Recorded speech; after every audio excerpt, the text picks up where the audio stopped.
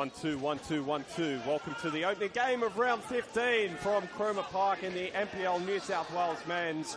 It's a 7th place Manly United taking on 12th place St George FC.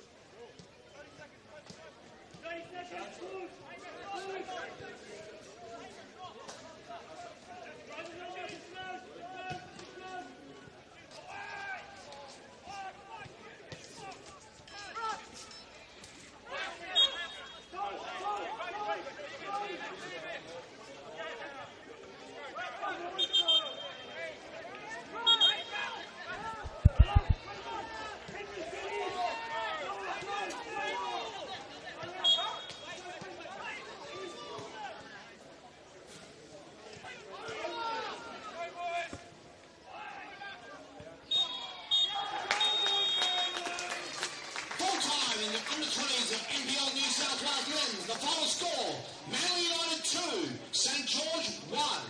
The goal scorers in the game for Manly United, Miles Milner in the 55th minute and Hamish Purdy in the 60th minute. While for St George, their sole goal from John Stamos in the 32nd minute. Manly United would like to thank the following businesses for their support for the 2025 season. Community Bank Freshwater, Brown Brothers Skip Bins, Ray White, Brookvale Mazda, Manly Spirits, DYRSL, Lion Sport Travel, Bingley Balgala and Monavale, JB Metropolitan, CMS Surveyors, Auto Body Smash Repairs, Brookvale Aluminium, Amazon Power Asadi, Benedict Recycling and Building Materials, Blue Dog Signs, Help Hub, NB Marine, Oxford Falls Grammar School, Vine Apparel, Holiday Inn Estate, Loomis, Manly Pacific Sydney, Metronics.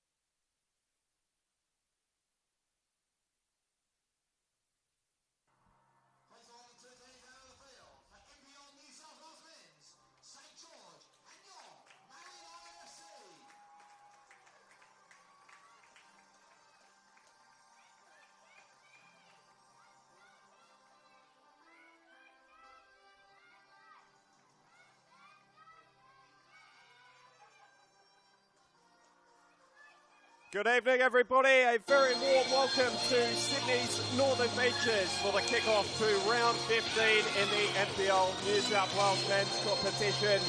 Manly United versus St George FC from Cromer Park on the Football New South Wales YouTube channel. Alex Molchanoff, delighted to be watching this one with you this evening. We've arrived at the halfway stage of the league season. Plenty of stories still to be told and plenty of questions to be answered tonight. The question is who will be playing finals football in 2026 or 2025 even. Over the next 2 hours we'll go some way to discovering the answer. Manly have been there or thereabouts over the first 3 months, unstoppable at times, stagnant at others. They've struck 5 or more past opponents on 4 different occasions, held to nil 6 other times. After the ups and downs though, they come into tonight's match just a point away from the finals places. A win here would pile the pressure on the Wolves in their clash with Blacktown City tomorrow night in Wollongong. For St George, it's been a season of contrast. The competition's early season entertainers have paid the price for some loose defensive displays. 6 times they've taken the lead this season, only to finish the 90 minutes on the losing side. If they can take 3 points home here, they'll only be 2 away from the top 6 with a valuable game in hand. So plenty on the line for both combatants this evening. Let's have a look at how they'll try to secure the points. Manly United make 2 changes from the team that grabbed a 1-1 draw with Rockdale here a week ago. Jesse Pires shifting to right back to allow for the reintroduction of the captain, Alan Aganovich, alongside Aaron O'Driscoll. Matt O'Donoghue, the left back, with Levi Kay in goal once again. It's a new look midfield. Jasper Chipman back in for his first start since round 9, alongside Harry van der Sarg. Behind the 2 10s, Farah Coco and Stefano Rossello in for Darcy Burgess tonight. Harry McCarthy and Lucas Meek resuming as a pacey front 2. For St George FC, it was disappointment a week ago and a 3-0 loss to the Wanderers, so Fabian Michelli makes a couple of changes. It's the same back 4 though. Mackenzie Siron anchoring it in goal. Nicholas Calageru, Mark Rodic, Jaden Sito and Troy Danaskos are the rest of the defence. In front of them, a midfield 4, Pat O'Shea and Evan Souris in the centre of it. Aidan O'Shea comes in for just his 5th start of the season on the right. Justin Poon on the left. And Jaden Casella back up front alongside Pai Antonio.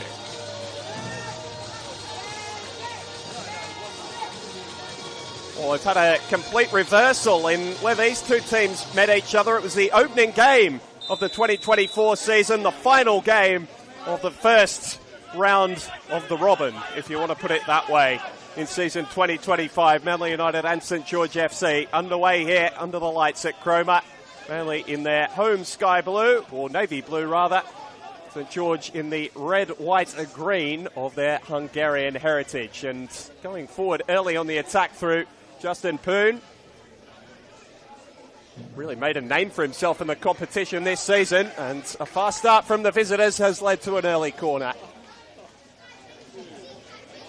Poon, who got such a crucial goal in St George FC's history, etching his name in their long and storied book. Scored the late goal on the final day of the 2023 season, saw them into a promotion relegation playoff against Mount Druitt Town Rangers, which they'd win. He's now a mainstay of their starting side, and that ball is whipped in dangerously. I think it was Chipman who got the telling touch. Back into the starting lineup for Patrick Svansvik for the first time in more than a month. After some trials overseas in Europe, he's thought of that highly in these parts. Made a couple of substitute appearances since his return from overseas. Winding up alongside Harry van der Sarg at the base of Manly's very talented midfield. Danaskos' header is to the advantage of Harry McCarthy. Back in the long sleeves tonight and striding forward. Matt O'Donoghue overlapping. Big night for Manly. Can move back into the top 6. Finals football very much the goal for them this season. After a couple of years of mid-table mediocrity since making the grand final back in 2022. Captain Alan Aganovich back into the side as well tonight after missing the 1-1 draw with Rockdale last weekend. Perez down the line for Coco. Even he doesn't have the pace to keep that in. The healthy crowd here in the Lucas Neal stand is buoyed by that. They've seen some end-to-end action in the opening 2 minutes or so.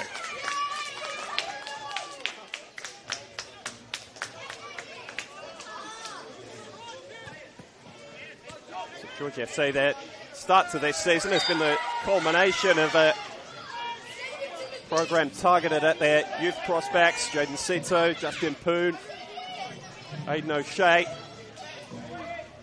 all have come through at this football club, have been part of the promotion campaigns, been part of their start to life in the NPL New South Wales, which finished in a relegation battle, which they survived last season. Been an improvement this year, even with the slate of injuries they've suffered. And O'Shea's going for goal, sending it straight into the gloves of Levi Kay. The United goalkeeper had such a fine start to the 2025 season. Manly led the league in clean sheets after 9 rounds. They haven't had one since then. Looking for a return to the defensive sturdiness they were showing a little earlier in the year. The return of Jesse Perez has certainly helped with that. He's forced to slot in alongside O'Driscoll with Aganovich missing a weekend ago. Patrick Svansvik's got a full complement to call on at the base of the team for the first time in a month or so. An encouraging performance last weekend against Rockdale, helped by the red card to Ali Orglar towards the end of the first half. Second 45 minutes that could have gotten either way. Sure, if you'd offered the Manly United coach a point before that one kicked off against the reigning premiers, he would have taken it. Not the same tonight, and Poon is really giving them some issues with his running power. Lovely little 1-2 with Nicholas Calagero getting forward from right full back and fires over. This has been a feature of St George FC's play. Similarly themselves struck down by injuries over the last month or so, to the point where Fabian Michelli's only had 12 senior players to call on over a run of fixtures that's included cup football. Jaden Casella back in today from the start, his first start since suffering a head knock against Spirit FC a few weeks ago. Lucas Meek is off the shoulder, as he loves to be. A piece of recovering defending. It's an early corner for the hosts. For your Manly United FC is number 28, Jasper Chipman.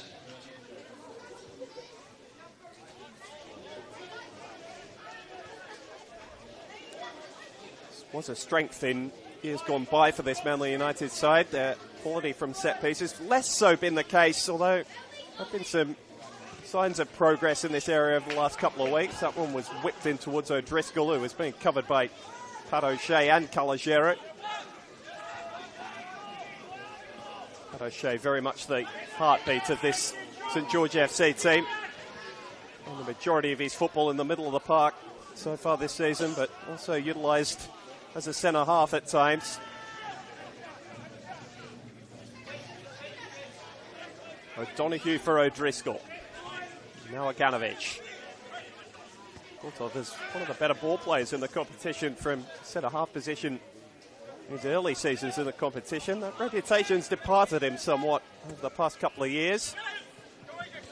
Driscoll's left that one short for Perez, so he's going to have to make a recovering run. O'Shea is trying to take advantage of his foray forwards, and Perez's first little lash out at St George's left winger. Left of the visitors getting a free kick, which Danaskos is keen to take quickly. Switch of play was a yard or two short of where Poon wanted it, but he's still looking to make something of this.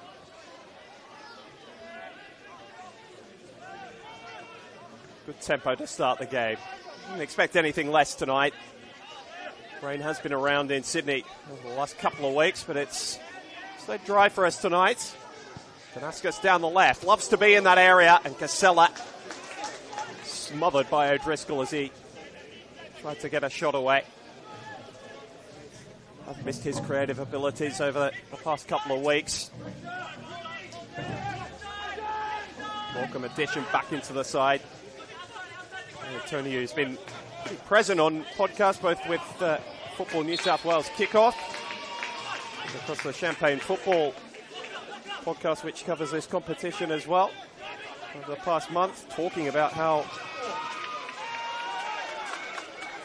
their combination has borne fruit at the start of this season. First teammates back at Rockdale Illingdon a couple of years ago, before Casella moved on, and both making the move to St George this season. And two key recruits for this team that are looking up the table amongst the glut of sides chasing finals football.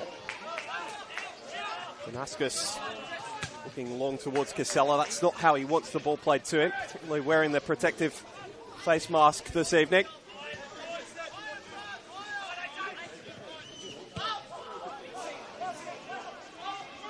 And Antonio has been so key to St George's attacking success. 12 goals between them. A lot of assists as well. O'Shea gave Jesse Perez a slap on the way through there. Craig Fisher, one of the most experienced referees across the NPL New South Wales, was wary enough to pick up. It's allowed Manly to get downfield somewhat. Farah Coco is in a fine run of form. Fought his way into Patrick Svanswijk's starting side, working up with Meek, and now back to O'Driscoll, the Irishman.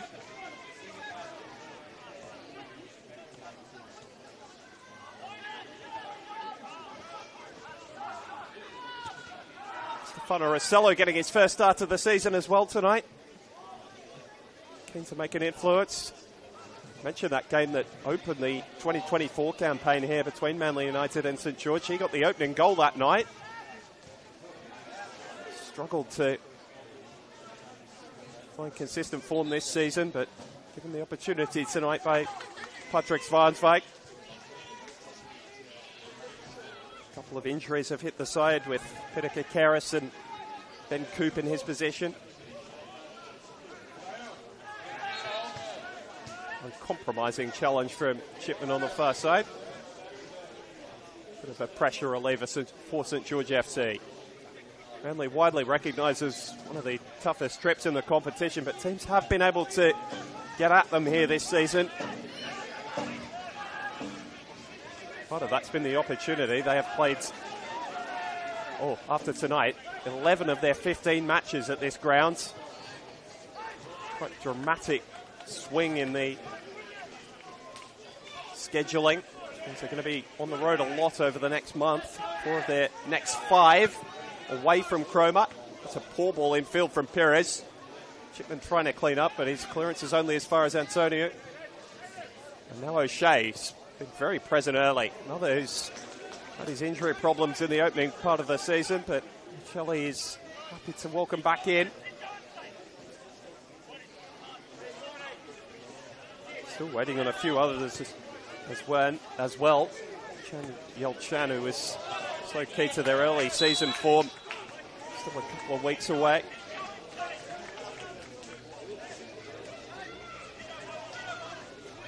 Sunday Yona on the bench today. He's been in and out of the starting side. Prominent attacking weapon off the bench, as well as the starters out there who offer enough of a threat without them for Fabian Michelli. Jaden Cito barely missed a minute at the heart of St George FC's defence this season. Lob forward, more in hope than anticipation by Calogero under the pressure from Rossello. O'Driscoll carrying out a defence. First chance for Matt O'Donoghue to get forward. Just skipped an awkward height for him. Game that was scheduled for this evening a little earlier between the Central Coast Mariners and Western Sydney Wanderers at Bloom Park, which has not seen the amount of NPL New South Wales football we'd like for the Gosford locals this season washed out. It's going to be played tomorrow at 3 o'clock out at Wanderers Football Park in Ruby Hill. With an early football fix in the NPL New South Wales if you're looking for that tomorrow. A couple of other fixtures we'll talk about through the course of the broadcast.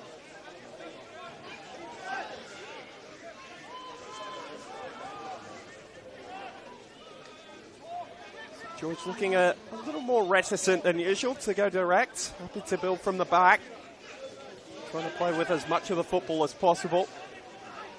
Want to make sure they're set defensively as well. Manly so deadly in counter-attack when they're given that opportunity. This is being worked nicely down the right though. Oh, that was a fearless effort to compete for it from Casella.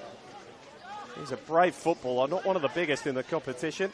It's going to be difficult to get around O'Driscoll there. McCarthy, you see him darting off the left so often like this. Danaskos aware of the danger. Sito having to rise.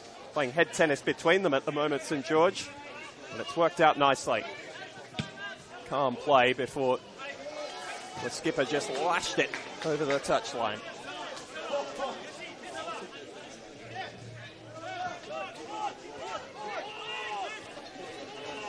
Danaskos was part of 2 consecutive promotion campaigns a couple of years back. Of course, with St George FC, where he got 8 goals from left full-back in the 2023 promotion campaign after he'd scored in a League One Grand Final the year before for St George City.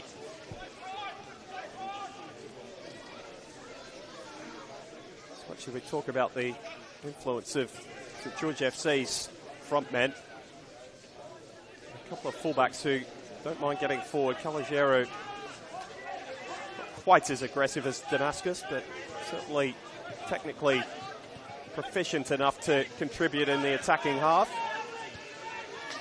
Some diligent defensive work there from O'Shea and Evan Souris. Now it's switched straight out to the right and Justin Poon. O'Donoghue's got a task on his hands this evening. He's in some mood, Justin Poon. Got into the area and then O'Driscoll. Well, he argues he didn't get a touch. Craig Fisher disagrees. Helped out by his assistant on that far side this evening, Jasper White.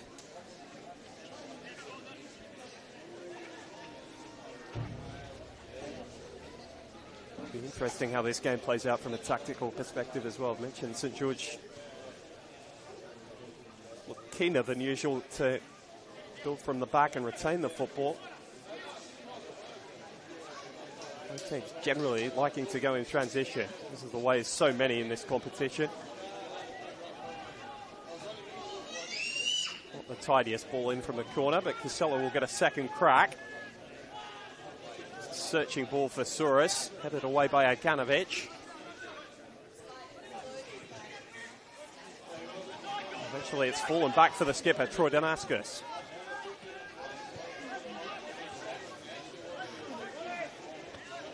Rodic, another like O'Shea who can play through the centre of the field when asked as a midfielder as well. This pass lacking a little bit of direction there for Casella. Hasn't had the best service, it must be said. He's returned to the starting side, opening quarter of an hour.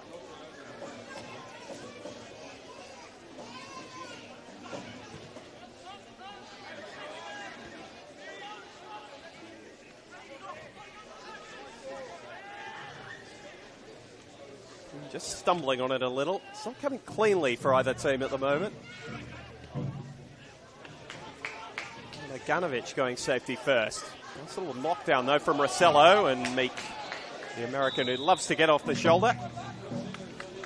Not quite timing his run on that occasion.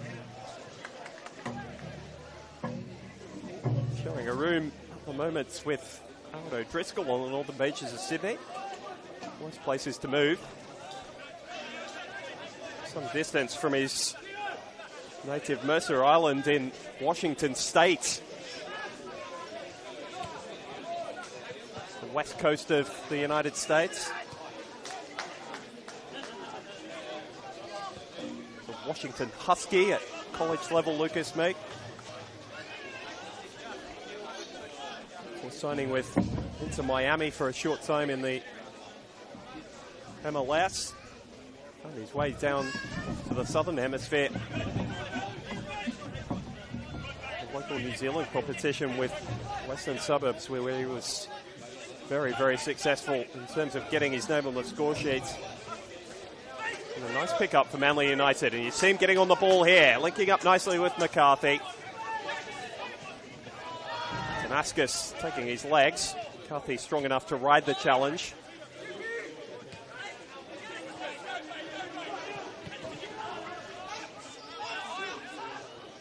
Just ran out of steam for Manly United.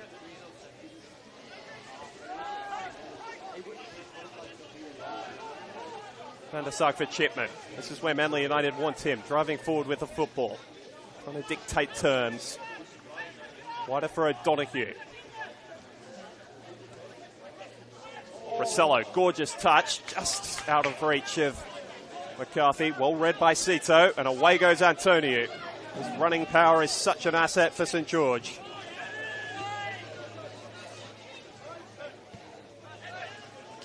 Ball square for Souris. So Manly United getting back diligently in defence as well. Players start to tire later in the game. You see this game become more stretched. Not in the opening 18 minutes or so, though. It's been very cagey by comparison to their early season performances from both these teams. A lovely touch from Poon. This time O'Donoghue got his body between his direct opponent and the ball. Good piece of defending.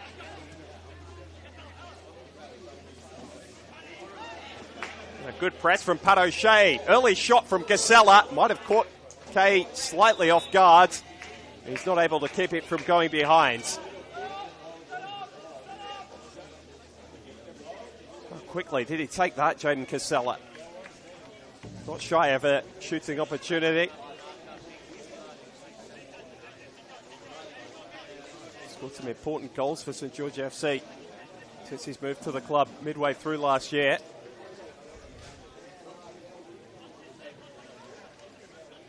He's over to take the quarter, which he won.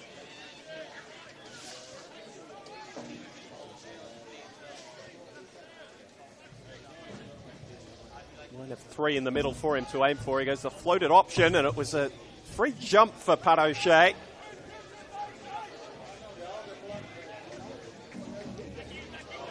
In fact, it was Damascus who made his way all the way forwards. Didn't so much make a run as just held his ground, and was well picked out by his number 10. Not able to make the most of the opportunity. Those have been few and far between in the opening 20 minutes here at Cromer Park. Alex Molchanoff along with you on the Football New South Wales YouTube channel this evening. Healthy crowd in here at Cromer Park with the rain staying away. First of 8 matches coming your way from the NPL New South Wales men's this weekend. I've mentioned the rescheduled fixture between the Central Coast Mariners and the Wanderers tomorrow. Sutherland taking on Marconi at 4 p.m. out at Seymour Shore. Spirit taking on Mount Druitt Town Rangers at Christie Park. And Wollongong Wolves taking on Blacktown at 7 o'clock. This game's stretched nicely out over the afternoon. Take them in on the couch all Saturday if that's what you want to do.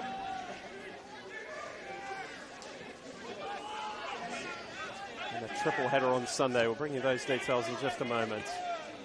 Nice bit of interplay for St George. Tony's touch just a little heavy.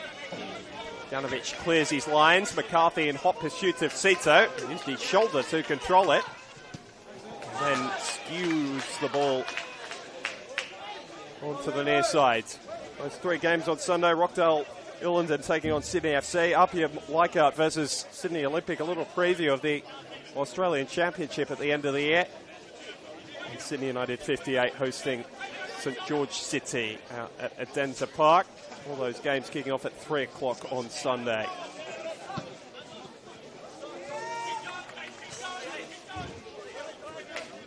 Mention that 3-0 win for Manly United. The opening game of last season, the return fixture, which was about this time of the season. St George took the lead through Pat O'Shea with about 25 minutes to go. for a 90th minute equaliser from the now departed Miggy Balfour. Lovely ball over the top, and Make was just that far away from getting a toe on the end of that.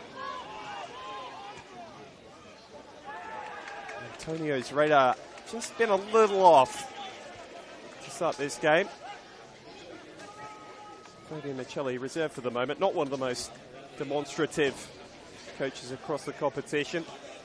He's done a fine job in his first season in the role. He's taken St George from a team battling to retain their spot in the competition to one competing for finals football.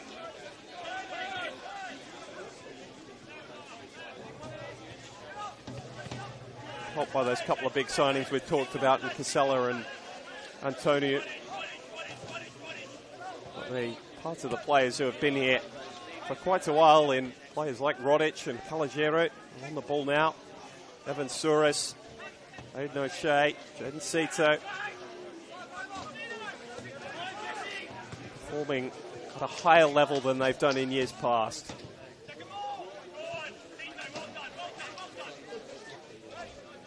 Looking a lot more competitive than they were on their last visit here more than a year ago.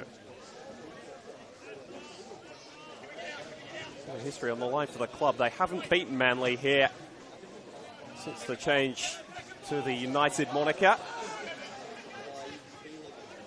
The last win against them anywhere came all the way back in 2014. That's 11 years ago now. We're still playing home games all across Sydney. They hosting Manly at Seymour Shore. Just for Ocello, who's run into the firm figure of Pat O'Shea's played plenty of football out at Seymour Shore over the years. Spent a little bit of time with the Sutherland Sharks earlier in his career. Here's Aiden O'Shea with Coco right in his back. Did well to find Souris.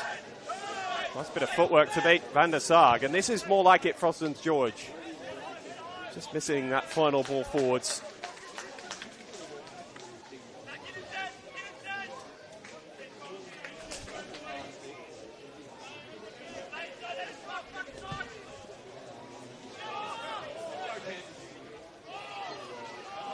Is a long way from his goal, but managed to sweep up that direct ball forward.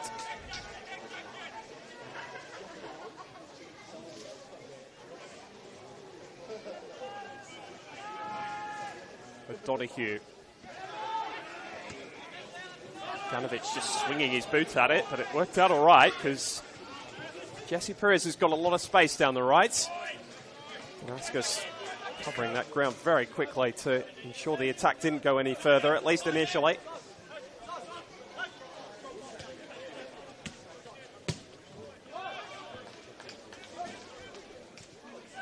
O'Driscoll. St George being pegged back in their own half over the last couple of minutes. O'Donoghue in a crossing position. Athletic piece of defending from Rodic. One of the few in the St George FC side with A-League experience. Van der Sarg, well known to those who follow that competition. Decent ball from Perez. And again, it's Rodic across to clear. This time only behind for a Manly United corner.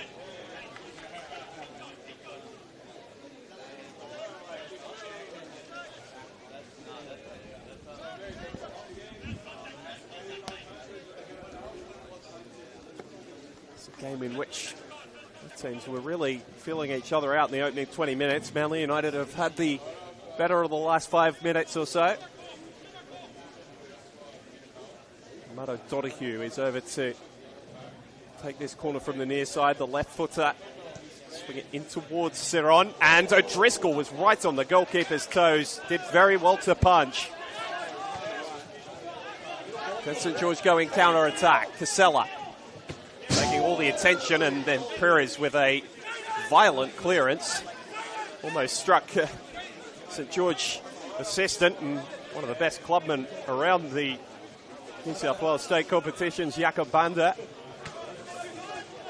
It's a hardy central defender himself back in his day. Would have put in a few challenges like that down the years.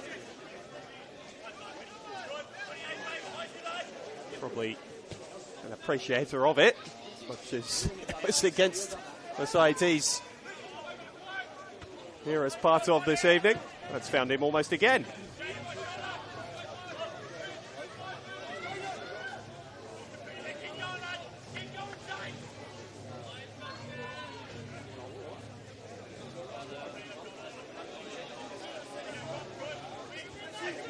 It's going long. Perhaps not the advisable option, but the ball's come straight back to him, and again he's looking for Meek. Again he's missed the mark. The team looking quite at their sharpest, has to be said. Two teams who have produced some of the most entertaining football that's been played in this competition over the course of the opening half of the season. Hasn't quite clicked yet tonight. Danaskas. Can Antonio be the one to turn the tide with the help of O'Shea? Lovely football from St George. Play on, says Craig Fisher, because Casella is darting towards goal. Aidan O'Shea still down in a heap. His team proceeding without him for the moment. Sting's gone out of the attack a bit though. Nice bit of interplay though. They've continued to go, and Antonio knocks it up in the air. Aganovic had his arms down, but ball didn't go very quickly, and Jesse Pires has been pulled out for the first booking of the evening. Mark Roddick having a word to him about it as well. It's a couple of hardy ones that Pires has put in already this evening. He doesn't know any other way.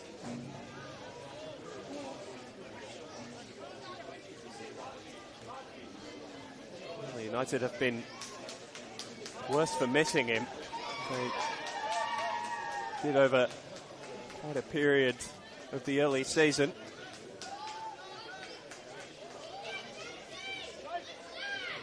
Still Aidan O'Shea, who's, as we mentioned, had the cleanest run of playing time in the early stage. He's got his head down under his hands, not looking particularly happy. He's going to try and continue on, but that was one that didn't tickle.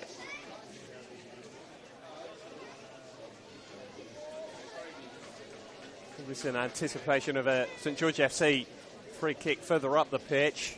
Dangerous crossing position for Jaden Casella. O'Shea is back up on his feet, and it's going to be well enough to some part in trying to score from this set piece. Physio gesturing towards his ankle as he came back to have a chat with Fabian Michelli, so I don't think Aidan O'Shea is long for this evening's clash. We'll test it out. Still 15 minutes to go till half time. Got plenty of cover on the bench. Most immediate thought must turn to this attacking free kick though. Casella to deliver. Oh, and another free header for Danaskas. That's the second he's had in the opening half hour. Much better contact on that one, but it whistles over the crossbar of Levi Kay. It's almost identical to the opportunity about 10 minutes ago from a corner on that flank.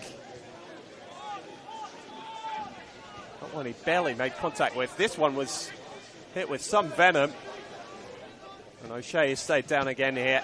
That's going to be the end of his evening. And Sito's just hoiks the ball out of play. Well, United will have a goal kick, but Aidan O'Shea is about to be removed.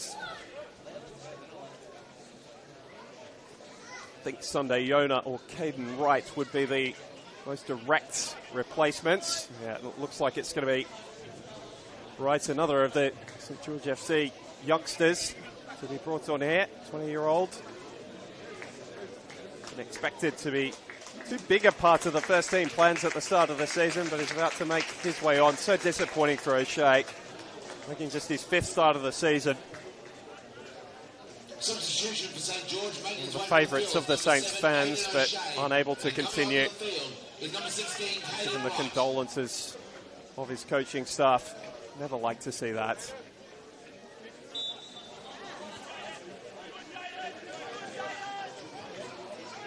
It's like for like. Caden Wright comes straight out to the left-hand side in front of Damascus. His job is to try and contribute as much as possible in an attacking sense. Full turnover from Damascus, and just a little clip of the heels from Pat O'Shea on Harry McCarthy.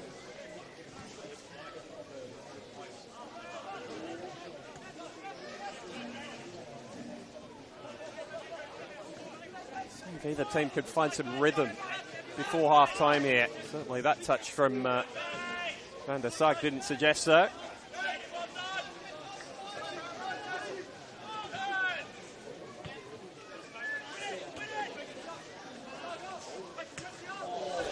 McCarthy showing his terrific technique, and the American has the pace to keep the ball in play.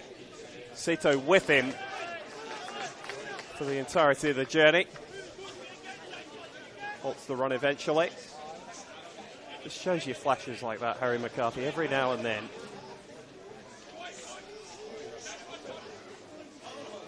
Not too many players with the natural talent he possesses in the competition. Cello going high to try and control the ball. Pat O'Shea made sure he didn't get too far. Casella's touch in his first start back since the head knock has quite been to its usual level. Perhaps understandably. Cello. Rodic in close pursuit. He feels he's not getting the rub of the green at the moment, but he's got to recover quickly because Meek's off the shoulder. Lobbing it towards Coco. Manly's equal top scorer this season with 5. Kerr is searching for McCarthy. Ball thumped clear by Sito.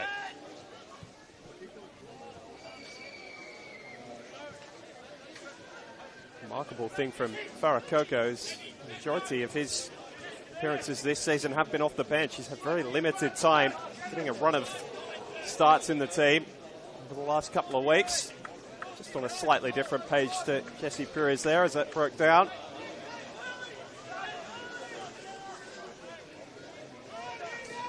Just joining us, about 10 minutes to play until the end of the first half. You haven't missed too much. Clearest cut opportunity, a free header to Troy Damascus from St George FC, free kick about 5 minutes ago. She headed over the crossbar of Levi Kay.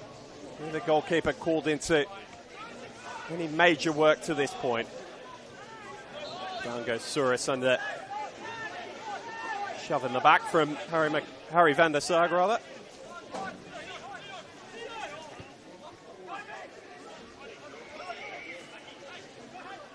Seron. The ball all the way at the back. He can't pick out a player in red. Straight back forwards from Manly. Meek and McCarthy trying the fancy stuff to link up. Rodic left an arm in on Meek.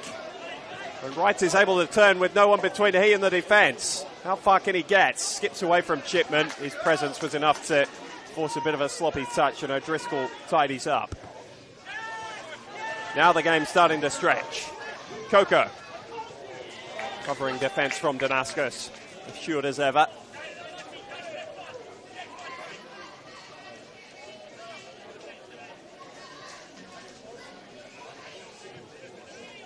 Manly in these stoppages, just looking as though they're trying to manage the game at the moment. Don't want it to play too much into St George's hands in how much it is stretched when they're in attacking phases. Ganovic preventing the ball from reaching Casella, trying a little Maradona spin in the middle, and Craig Fisher right on the spot says Casella was too present, maybe tugging at the shirt of Manly's big centre half. Certainly had the size advantage in that little battle. His clever use of his body has won his team a free kick in a fairly dangerous area, although certainly not position A1 that Harry Van der Sar would pick to try and knock this ball in. So difficult to get right when you're so central from this far out. It's a good curling cross though, and there's a chance here for Manly. Will it drop for O'Driscoll? And it was a good block on the line from Seron. His first save of the night for a forest of bodies.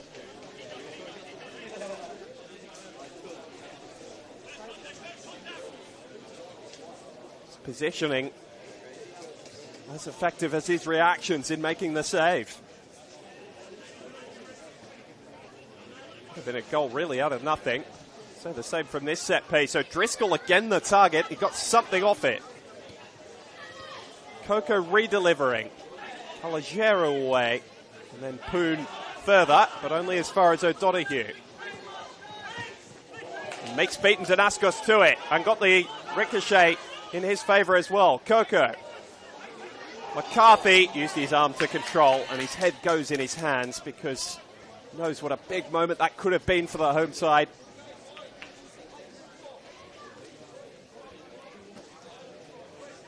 A game in which neither team has really been able to build pressure consistently like that. A missed opportunity. That's one good chance apiece. One good save from Ciron.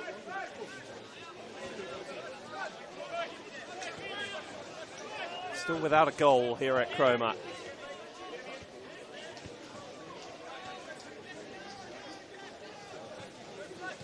It's been a tactical battle as much as one decided by the players to this point.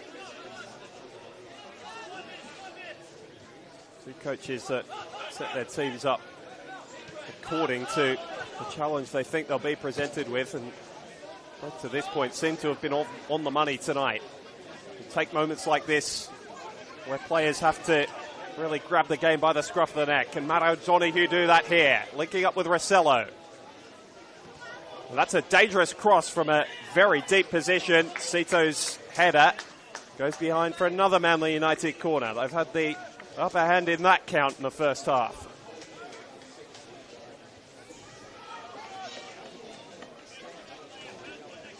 That's all fun for us as commentators to bring you. No one remembers that statistic come the end of the season. Only want some reward on the score sheet to show for their endeavour. Van der Sar over again to deliver. This time it was Aganovic, the front runner. Coco at the back post. Calogero coming across to cut out any more danger.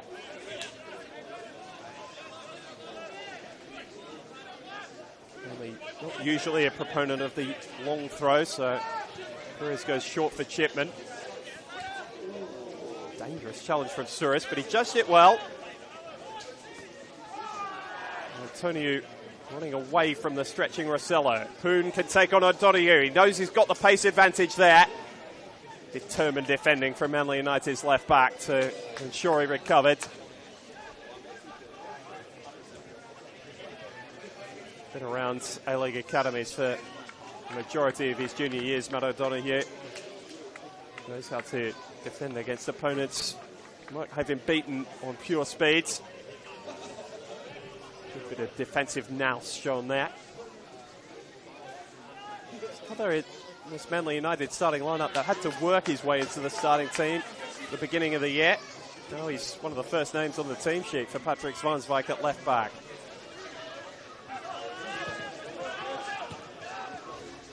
Ganovic modelling his lines a little. Shame for Manly because they had a chance to build down the left-hand side and they got that right.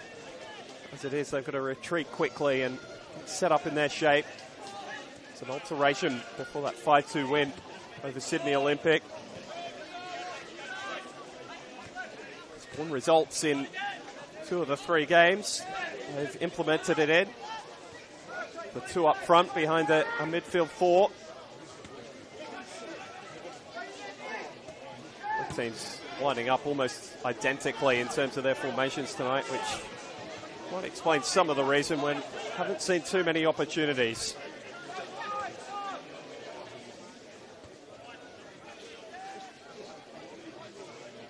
Rodic hasn't seen too much of the football in positions like that, and his ball playing ability is one of his strongest assets. Throwed it off there to find Casella. There's been so many moments like that in the first half. Not necessarily players slipping over, but just losing their balance or concentration or touch at the vital moment. There's been plenty of desperate challenges like that through midfield. O'Donoghue has space to run into without pressure, really for the first time this evening. Cross didn't have the quality that his side wanted. Lucas Meek was pretty much unmarked at the top of the 6-yard box as well. He's cutting a little bit of a frustrated figure at the minute.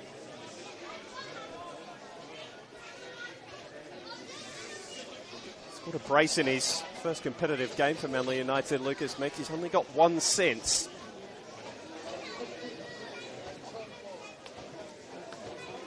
Van der Sarg scored some beauties this season.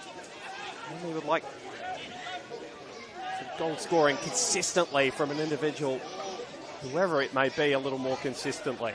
It's a bit of a wild ball forwards from Evan Souris.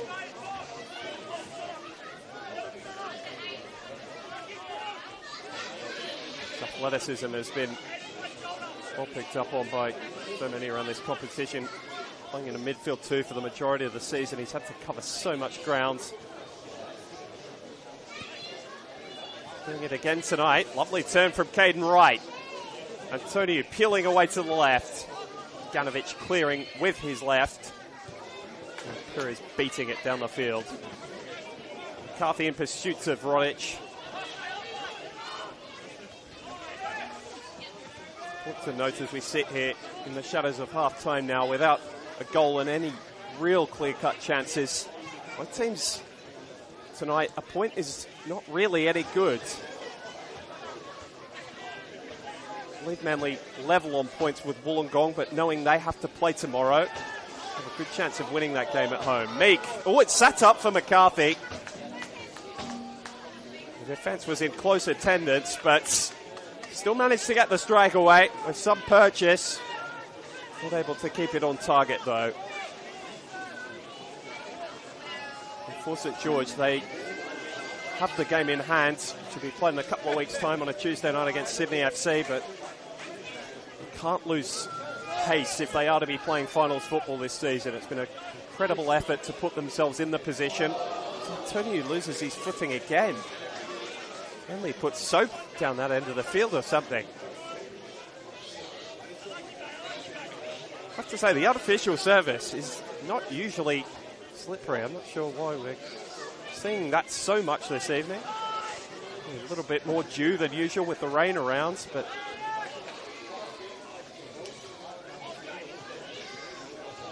Georgia managed to recover initially. Casella can't keep it in. 2 minutes of time added on. Rory McFarlane, the fourth official, showing us 2 minutes to be added on at the end of this first half. Interesting to see what the two managers have to say to their players at half-time, because you can't accuse them of doing a lot wrong, but neither have really looked as though they're going to break the game open either. Not necessarily what we're expecting coming into this game between two sides that have thrilled us with their attacking play at times this season. Goals have dried up for St George a little over the last month. Manly United have been finding their way more consistently to the back of the net, although they're not getting them in the massive droves. Having said that, they got 5 against Sydney Olympic a couple of weeks ago. And the ball for Perez with some quick Harry van der Sarg thinking. Has been picked for offside. Van der Sarg is less than impressed with the decision.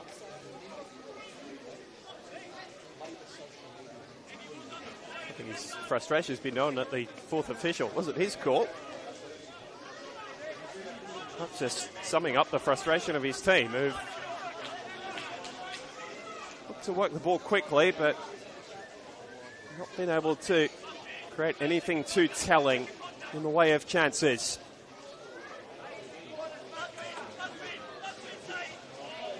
Kenzie Cideron is certainly in no rush here.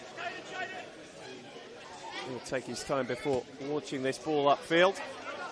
Craig Fisher just having a check of his watch. Still should have about 30 seconds or so before the halftime whistle.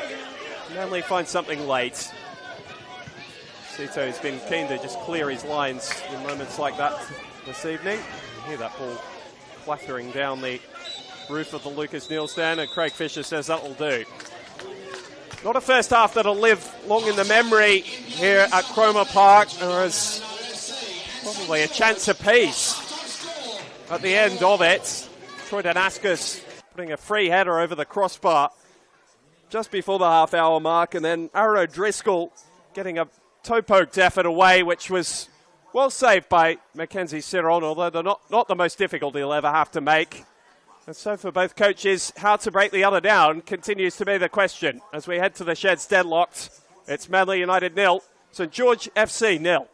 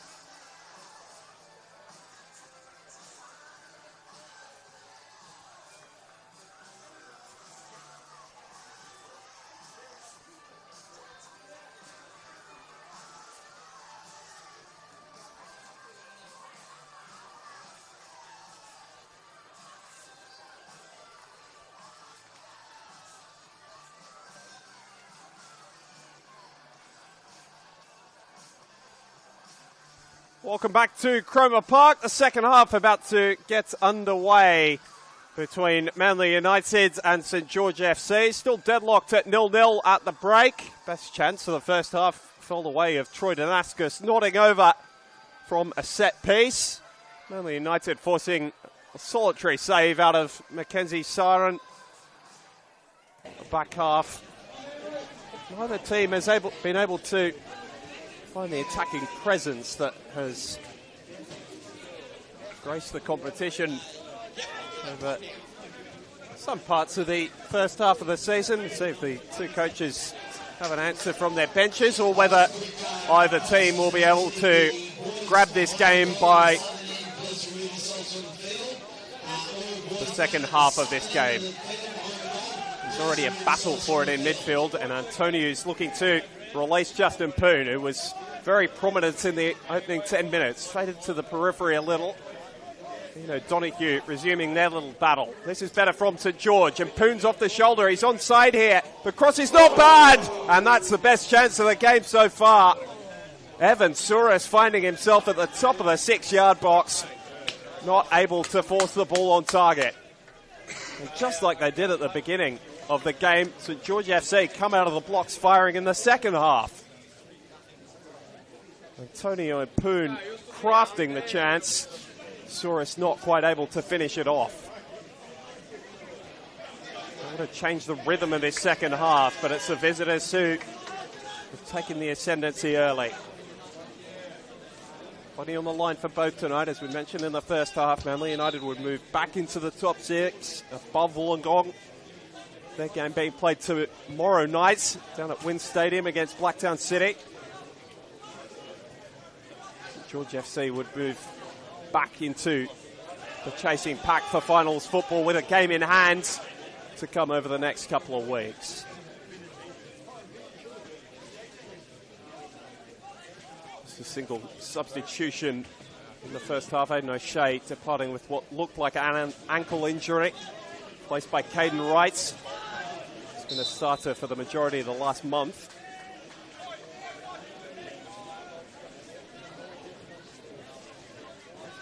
Both coaches keeping their cards close to their chest at the beginning of the second half. See how quickly they move to change the status quo. Been a lot of that sort of ball for Lucas Meek across the opening 45 minutes. Jaden Sito's done a good job of marshalling he and Harry McCarthy up front for Manly United this evening. Sito's lost out in that little battle though. Manly United, Tiger Kawano, Darcy Burgess, the most attacking of their substitutes available. Bilal Belkadi, Rocco Pella, Max Pengeli all there as well. Anthony Carreras, the reserve goalkeeper for St George FC. Sunday Yona, Thomas Dunn, two senior players left on the bench. Kota Tuyuka and Jaden Borewski, both yet to make their first grade debuts. Could do so tonight.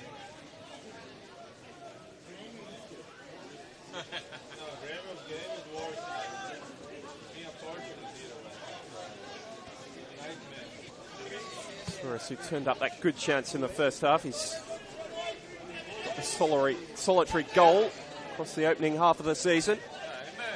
Here he is on the ball, squaring it up for Calageru. Looking up with Antonio. Nicholas Calageru at the edge of the box. There's a wall of blue in front of him. It's back for Souris. Switches the angle of attack. Damascus. Or in fact, it's right further ahead of him. Casella now for Damascus. Casella again, dropping deeper, trying to become more involved. Right. Spinning. Shot deflecting off Aganovic. Damascus keeping it alive. Manly eventually scrap it clear between a few of them. They've been pegged back in their own half in the opening 5 minutes of the second stanza. So it's Jasper Chipman back, lending a hand defensively. His first start since Manly's round 9 victory over the Wollongong Wolves here by 6-0. Seems a long time ago after that 3-0 upset of the Marconi Stallions a week ago. It's taken them back above Manly into the top 6.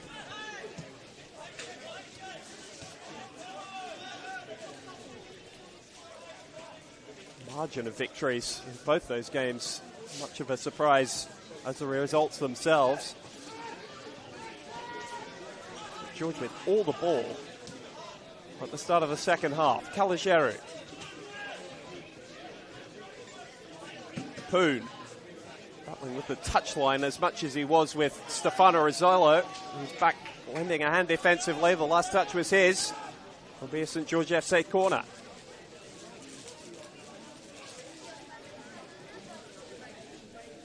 Masked Jaden Casella, the back of his injury a couple of weeks ago against Spirit FC.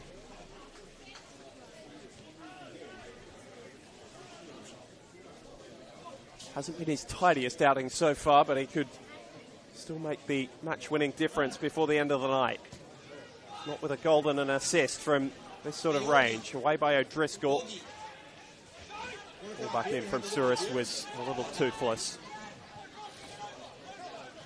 Kay trying to go quickly in transition for Manly United. Make the release. It's just to hold possession with Chipman. And Van der Sarg rode the challenge of Souris. Perez handed out a fair bit of stern treatment himself in the first half. Only play booked so far this evening by our referee Craig Fisher. Chipman's ball falling well short of its mark. Easily picked off by Kalajeru, and Poon's set off on another attacking raid. Skip past Chipman. O'Driscoll sliding across in cover.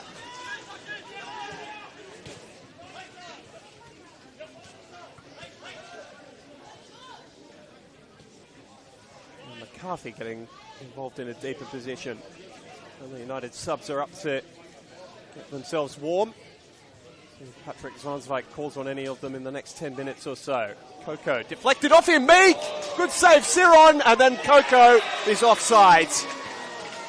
Ball in the back of the net, but it's disallowed. Manly United put together a really tidy move. But St George FC's goalkeeper bails them out with the help of the offside flag. Coco trying to add his 6th of the year. His first season at Manly United has been a strong one in a goal-scoring sense. Casella stepping offsides down the other end. Manly's defence was pretty comfortable with, holding a higher line.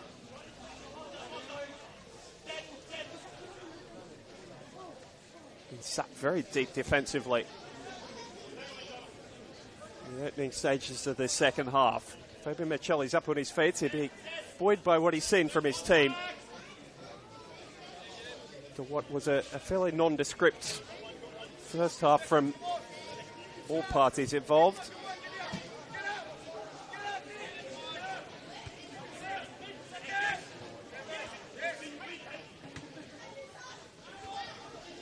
Who will produce the big moment in the second half?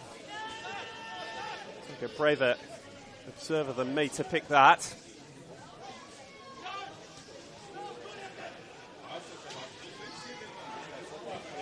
Perez coming out in the 50-50 with Damascus.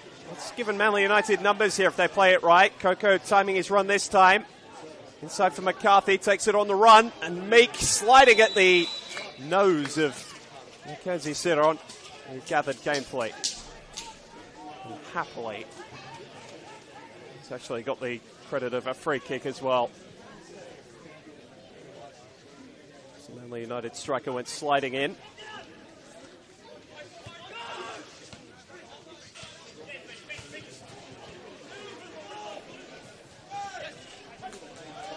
Kill from O'Donoghue. Didn't reach its intended target, but it's worked out for Manly. Rossello trying to get himself more involved in this second half. His first start of the season for Patrick Zwanswijk. Lovely ball from McCarthy, and another great save from Siron. He's having some start to the second half. Again, brave, coming to smother right at the toes of a Manly United attacker. This time it was Coco. He managed to hang on and prevent a rebound spilling out for someone in navy blue. O'Donoghue was keen that Poon wasn't going to make his way past him there. Had a good little battle, those two. Right at each other the entirety of the evening.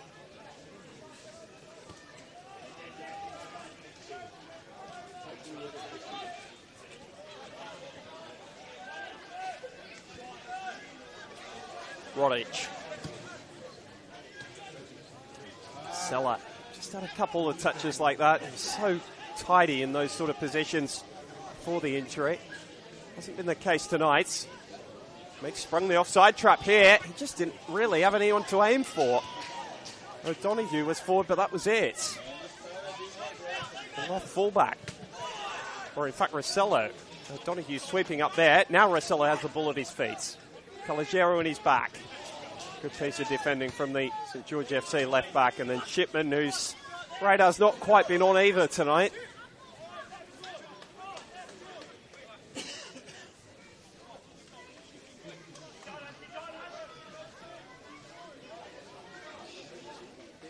A night so far where defence has dominated attack for the large part.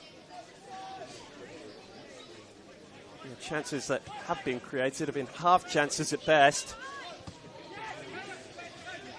Some tidy pieces of goalkeeping, but nothing spectacular. Danaskos has got space to run into, and then his touch lead-footed. At the vital moment.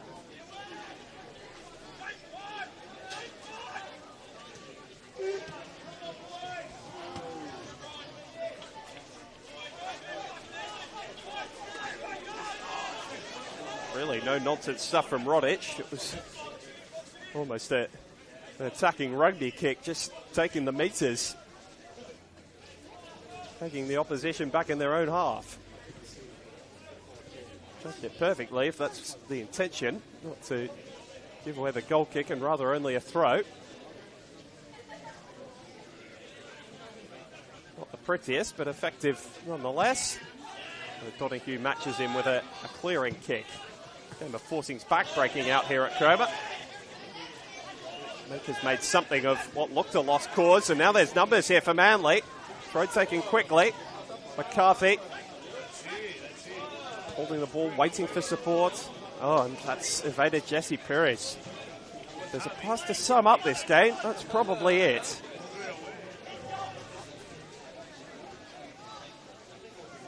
Have to think changes are coming sooner rather than later. Manly are making a move for one or two. Doesn't seem to do solo substitutions, Patrick Swansway. Casella. Danaskos joining him.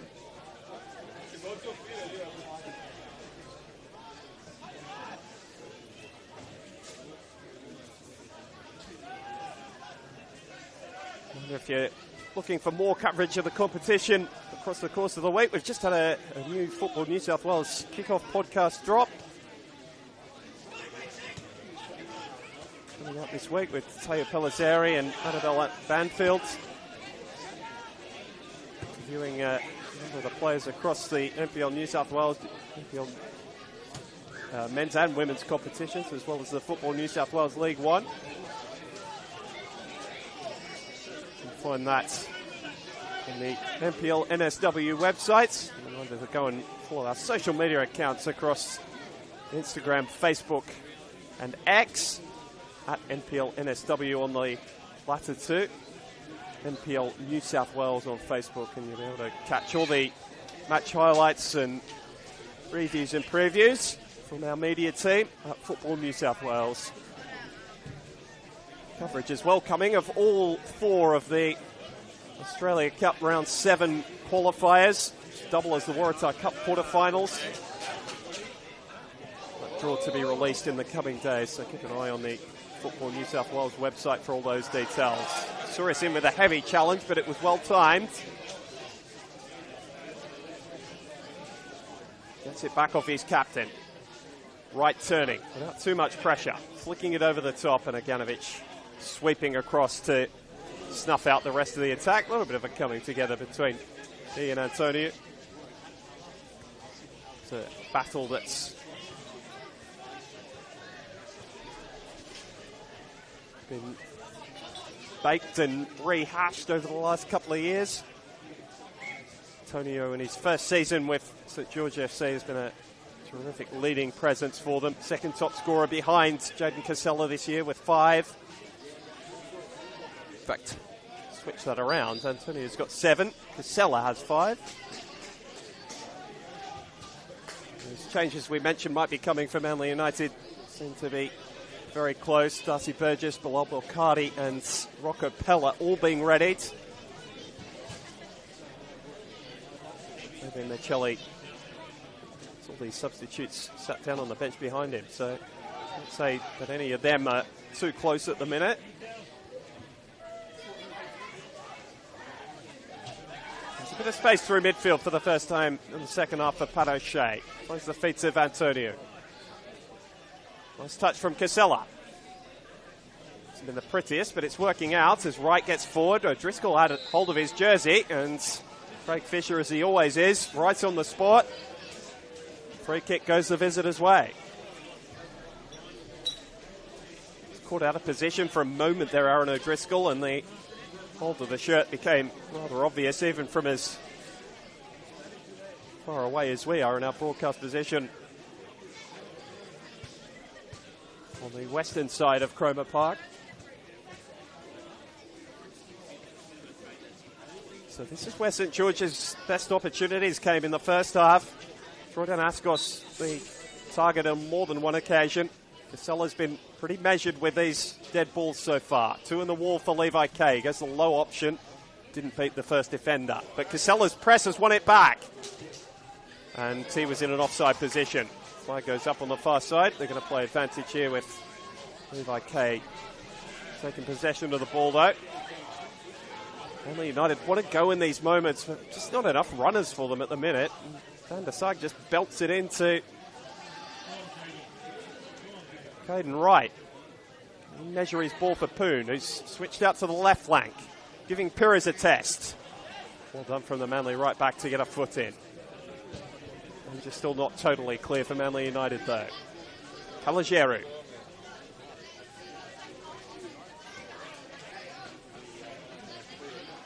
Sito.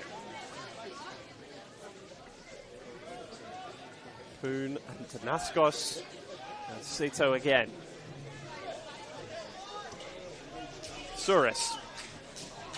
More dangerous area. Steps past the first challenge of his opposite number, Rossello, and finds Casella. Wants to get it back on that left foot. It's a gorgeous ball and a very good save from Kay. Kalajeru had ended up in the 6-yard box, the right fullback. Well, Manly's goalkeeper is called into action for the first time this evening in a meaningful manner. Sharp save, although it was close to him. He's got enough distance on his save to take it away from any danger. But the opening quarter of an hour of this second half has been St George's.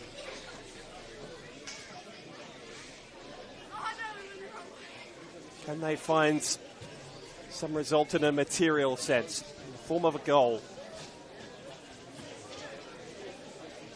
Seller over to send in another set piece. The floated option. Catching practice for Kay.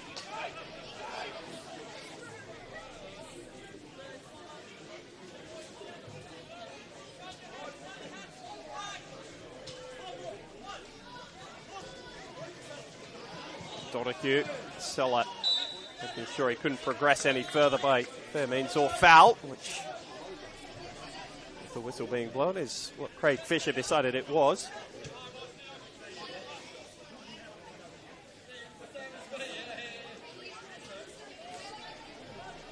That's Manly just trying to take a bit of sting out of that opposition, who have come out of the halftime break full of fire and running. And Driscoll just stepping over Antonio. Frustrated he didn't get the decision, and an uncompromising challenge from Mark Rodic. That was well timed. He caught plenty of the ball. Rossello was looking to turn. Got caught really with the defender on his blind side, and that one didn't tickle.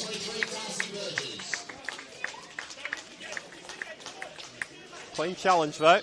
Justin Chipman has not quite been at his best tonight. 19-year-old player learning his craft. There's been so many good performances over the first couple of months. So Volcardi replaces him. Rossello, crunching challenge the last moment for him, and Rocco Pella on for Mato Donoghue. Darcy Burgess, the other player entering the fray. Scored a key goal against Sydney Olympic in a 5-2 victory a couple of weeks ago. His old club. He's getting up towards 200 appearances in this competition. Darcy Burgess is still only 26 years of age.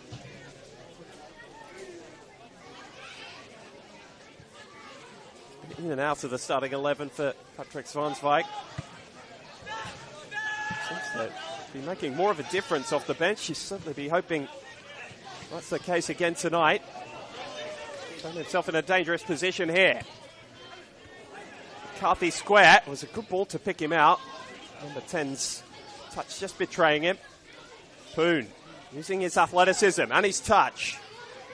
And Antonio take up the attack, not quite, and Fabian Michelli's hands go to his head, not for the first time this evening. Volcardi. Bring a measure of calm, but also chaos to the middle of Manly's team. Rocco Pella getting a chance to stretch his legs for the first time. The other substitute, Burgess. Dangerous ball. Well, there's a couple of telling touches from Darcy Burgess already since coming on. Just needed somebody to take a risk inside him. Really sloppy from St George from the throw. That has flitted in and out of their game over the course of this match, over the course of the season.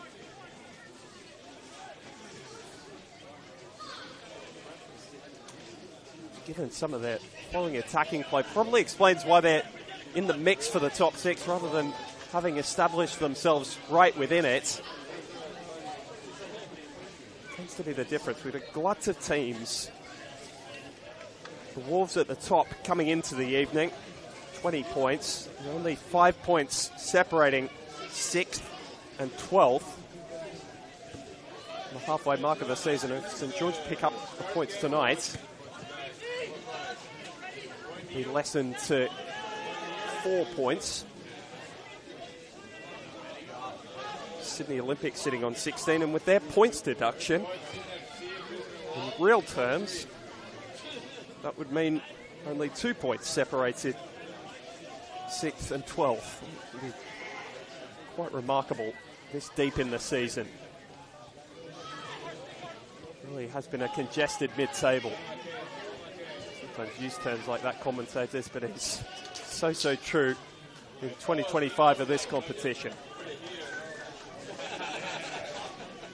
Alex Molchanoff with you on the Football New South Wales YouTube page. We're into the final quarter of this game. Chances few and far between. Still time for someone to take this game by the scruff of the neck and steal a victory. St George have looked more likely in the second half. Volcardi utilising those fresher legs, only been with us for a couple of minutes. Chase down Casella, nick it cleanly off him. Can Manly play through midfield? It's a big pitch here at Cromer. Can they use it? If the weakness of that pass from McCarthy is going to sprint back in defence now. Damascus making his way forward. Points it up for Souris. The game slows to walking pace. Tiger Kawano being readied as Manly United's 4th substitution of the night. Would leave only young Max Pengelly in reserve. He's already got a late goal that stole the points at Blacktown City earlier this season. A bit of game changer about him. Presented with the opportunity. Antonio could be that! Scrapes the side netting. A strike with so much venom and just sliding the wrong side of the sticks. Levi Kay scrambling across his line. He knew how close that was.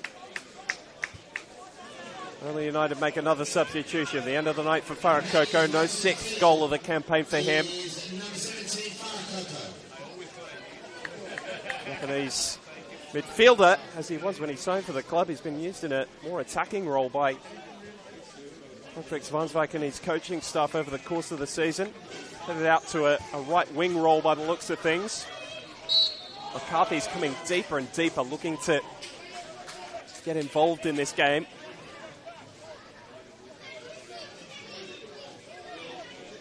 Lindsay's side a free kick just to relieve some pressure.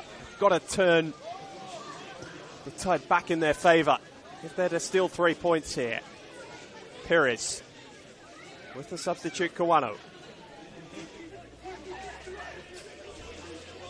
Teams have been happy to concede throw-ins in this sort of area. Manly have looked a little without a plan, it must be said, in these situations.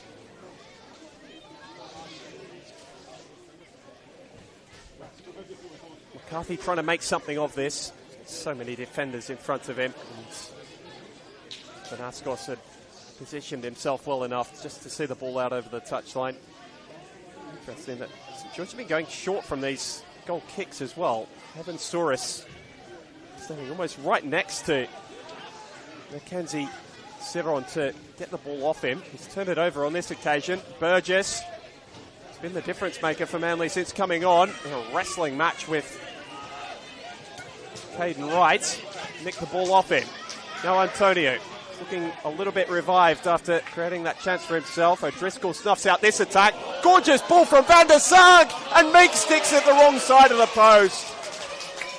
That was the chance Manly were waiting for. Finally, it had all come together, and Meek's touch agonisingly close.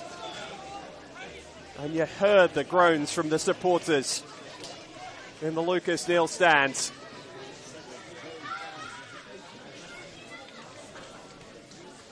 Manly's big moment goes to waste. Heart in mouth stuff for St George after playing so well for so much of this second half. Souris, can they strike straight back? A couple of chances for both teams in the past 5 minutes.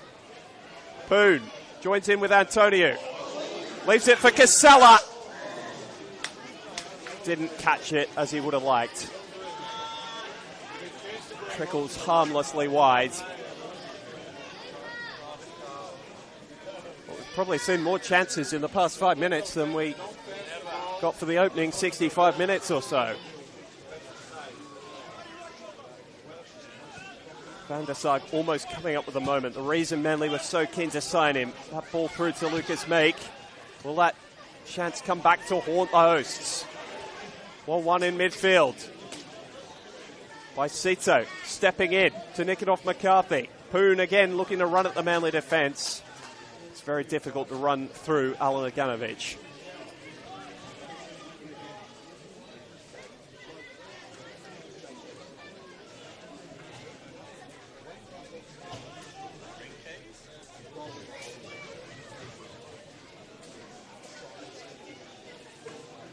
That strange statistic right off the top of the broadcast, and Manly United have stuck 5 past opponents on 4 separate occasions this season, but has been held scoreless 6 times.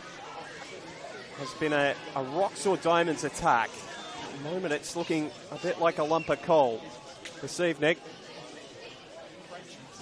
2 0-0 draws consecutively at this venue earlier in the season against Sydney United and Sydney FC.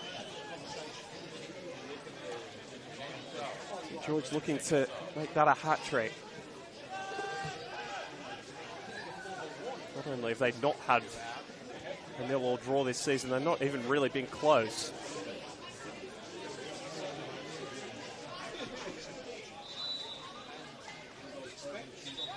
In fact, they've had at least 2 goals scored in every game they've played. A 1-1 draw with Marconi earlier in the year. The only time there's been 2 goals or fewer all season.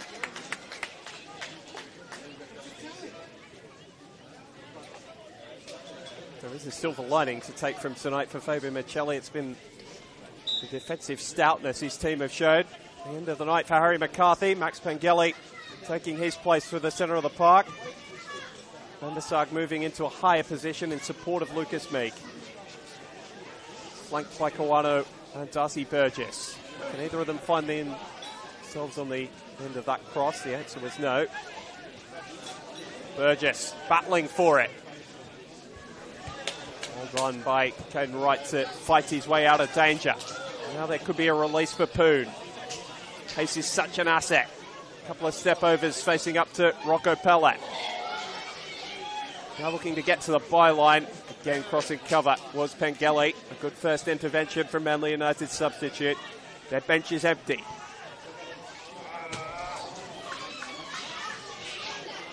St George still have Sunday Yuna sitting there if they want him. Thomas Dunn, who's been a regular off the bench this season. Antonio got something on the header from Danaskos' cross. Not enough to trouble Kate, really. Rodic stepping in, physical on Van der Sarg. O'Shea helping out. Intensity lifting with just under a quarter of an hour to play. Antonio already had one good strike from distance. This is better from St George, and there is a shooting chance there for Souris. Aganovic in the way. A ricochet trickles behind for a St George FC corner. It's winning time now. Souris, still full of energy. Danaskos, away by Aganovic.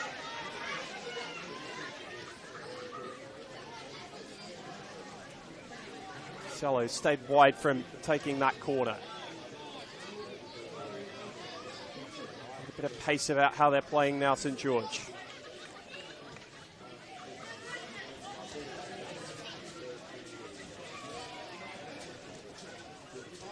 Ganovic stepping into the role we've seen Rodic and Sito play so often tonight, not allowing Manly to turn with the ball in front of the defence. Right, looking for the through pass. Kalajeru further for Poon. Driscoll snuffs it out this time.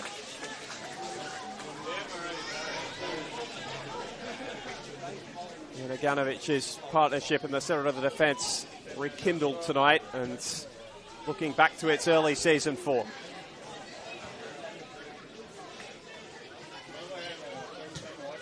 They were second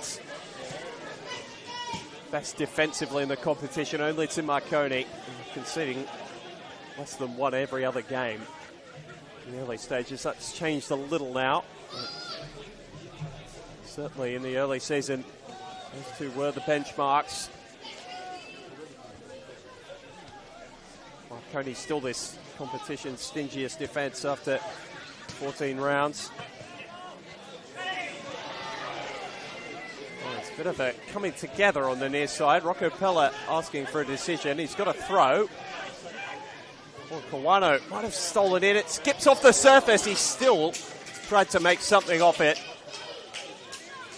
And Mackenzie Seron, not for the first time tonight, is there to snuff it out for St George FC.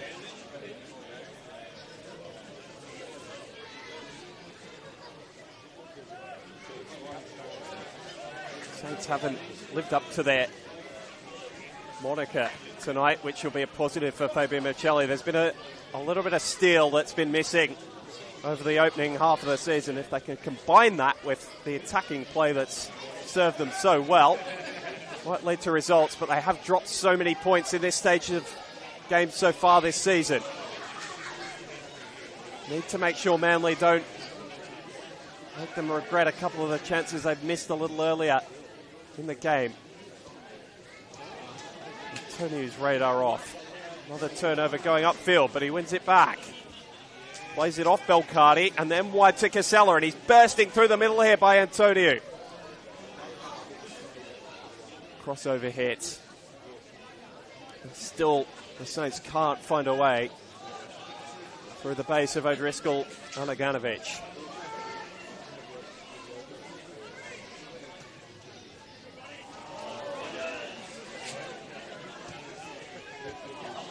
Now the third best defence in the competition. Spirit have overtaken them in that little race, but pretty good again at it tonight. It'll be a 7th clean sheet of the season. They haven't had one in 6 games. Not helping themselves out here, just thumping it into Nicholas Calogero. Had one of those chances I talked about that St George might come to regret. Oh, now it's broken for Casella. Here's the chance. Saved initially by Kay. Still alive, and the free kick is given to Manly. Aganovic roars at his defence. Frustrated with the lack of cover, but it was a heroic piece of defending.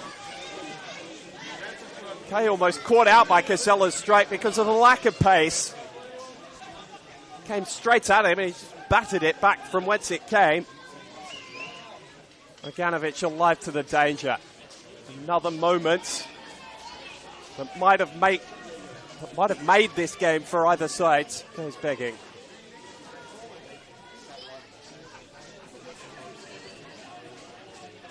"10 minutes to go. You feel the goal will win it." Chances have been at that much of a premium this evening.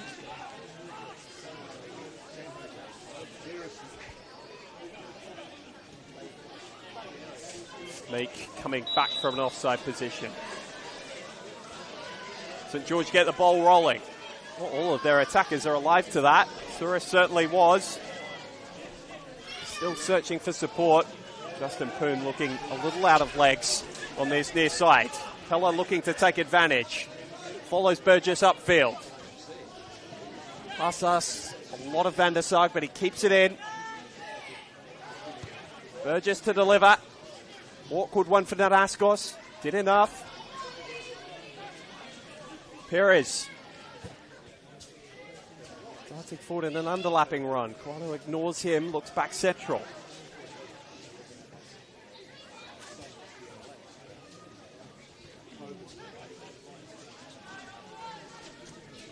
St George have everybody back in numbers. It's going to take something pretty spectacular to bring them down. Not that Manly aren't capable of that. Here's the chance. Meek down the right. Cross is hung up towards Burgess. And there it is for Van der Sar. It's that sort of night. The ball will just not go in. Unmarked, no one near him, and no one will be more disappointed than Harry Van der Sar, who produced a moment of magic to feed Meek through just over 10 minutes ago. And then when the favour was returned, he couldn't take the chance. That was the moment for Manly United. I mentioned Justin Poon looks a little out of leg. So energetic and lively in the early stages of this game. Sunday Yona can provide that same attacking output. 23-year-old who's been mostly used off the bench by St George this year. Like 5 starts amongst 13 appearances. Van der Sar. Now the chances are all going Manly's way. Burgess just needs a willing taker. And Kawano using a hand to control. In the attacking sense for Manly, Darcy Burgess has been the player of the night. Getting in between lines, getting around the defence at times as well. Good bit of pressing from Van der Sar. Blocks the ball out from Rodic. Kawano. Manly still have a feeling they could win this. And Pengelly's ball in was deflected. Caden Wright has provided so much energy since coming on. He's covered so much of the surface. Another poor ball out from St George. They're shooting themselves in the foot here. Meek for Van der Sar. Can he take it this time? Comes straight off the defender. Penalty! Craig Fisher saw a hand.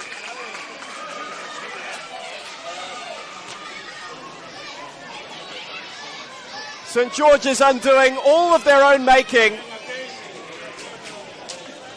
They'll argue the decision, but twice in a minute they played themselves into the most horrific danger. And then Manly get a stroke of fortune when they most needed it. Meek, who scored from the spot down this end on his Manly United debut, has taken up the ball. A big decision from the referee that could define this fixture. Or can Ciron be the hero?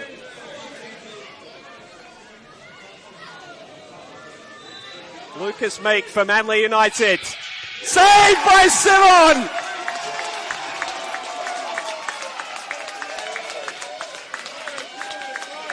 In a night where defence has had the better of attack, the St George FC goalkeeper has saved his team a point. You would have to think now. And Meek's misfortune continues. He's put in some fine performances for Manly this season, but he will rue first the one-on-one and now the saved penalty in the dying stages. And the travelling St George fans are buoyed by that. Maybe it'll give their team a boost as well, who knows? Danaskos can keep it in, not quite. Well, the defining moment of this game has come late. Ciron's save will be the headline. What a moment for the young man who's well travelled in Australian football. It's part of St George City's promotion campaign. The grand final winner with them back in 2022. Funnily enough, Troy Danaskos was one of the defenders in front of him. Another loose ball back to him. This time it's Kalajeru thanking his goalkeeper. And he puts his arms to his palms to the heavens, almost asking, guys, come on. What more can I do for you? It has been kamikaze stuff from St George's defence in the last 5 minutes. But thanks to their goalkeeper, they are still locked at 0-0.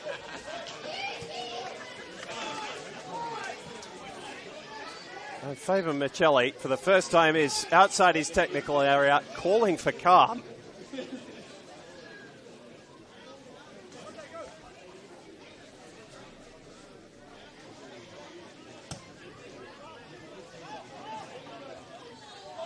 A quite remarkable end to an otherwise fairly ordinary evening, it has to be said. But football always gives us a storyline, doesn't it? Had to wait for this one.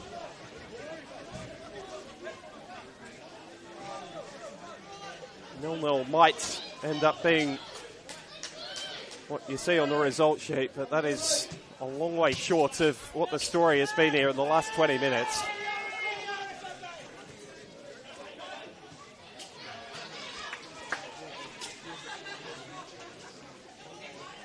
And this second half has tossed and turned. St George had the better of it in the opening half hour, and then they have played themselves into some diabolical situations. Manly not able to take advantage. Nice turn from Kalajeru. Sum it all up if they could nick all 3 points. And Manly's defence must be wondering what more they need to do. They saw out the torrid pressure they were under for so much of the second half. Brave bit of defending from Rocco Pella. Sums up the attitude of Manly's back four and their goalkeeper. Levi Kay made a very good save from Jaden Casella when he was played through on goal.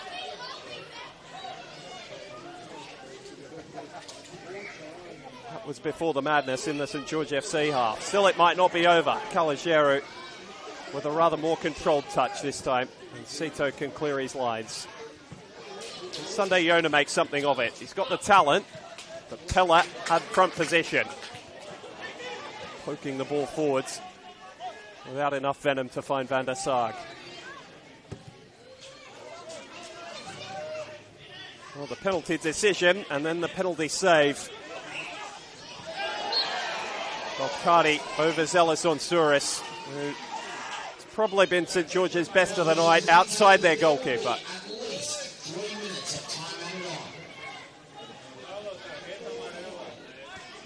Nick looking to make amends. His pressure forces another error, and Fabian Shelley is absolutely livid.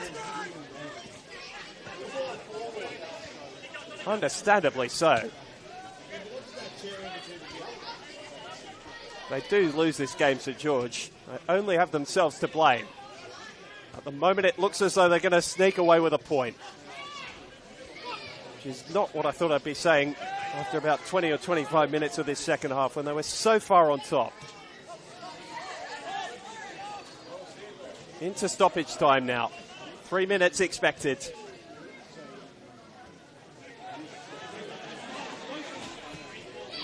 O'Shea's ball forward. Yona in space but without support, and his touch allowed O'Driscoll to get a toe in.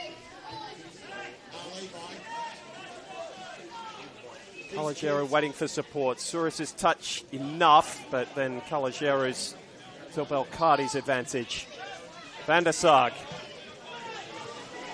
set up the chances for Manly and then missed one himself. There'll be several players out there who'll be asking themselves what might have been come the end of this game.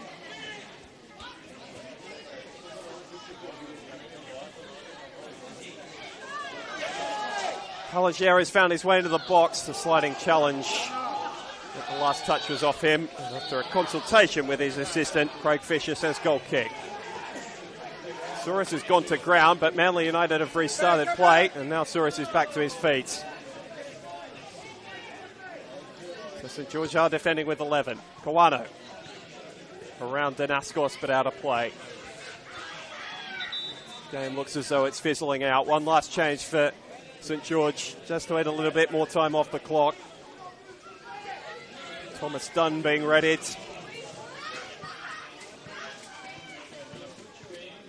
Used exclusively as a substitute this season by St George FC. And Evan Souris' night is over. A lung-busting showing from St George's central midfielder.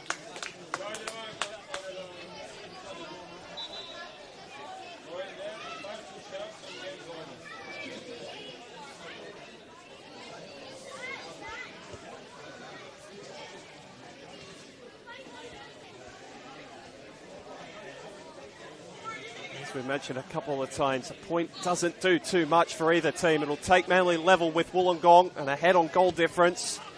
But the Wolves face Blacktown City tomorrow. If they can get even a point there, they'll move back into the top six. Pengelly was looking to block off the run of Dunn.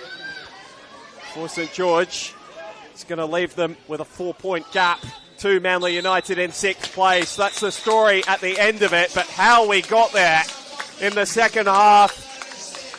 One-on-one saved from Casella and Lucas Meek. Some heroic stuff from Mackenzie Seron at the end of the game, saving the penalty from Manly United's American striker, who didn't have his finest night, by Antonio brushed the side netting of Levi Kay's goal. But as it was, we finish how we started at Cromer Park. 90 minutes, not enough to separate these two in round 15 of the NPL New South Wales men's. Alex Molchanov signing off from Cromer Park. Final score, Manly United 0, St George FC 0.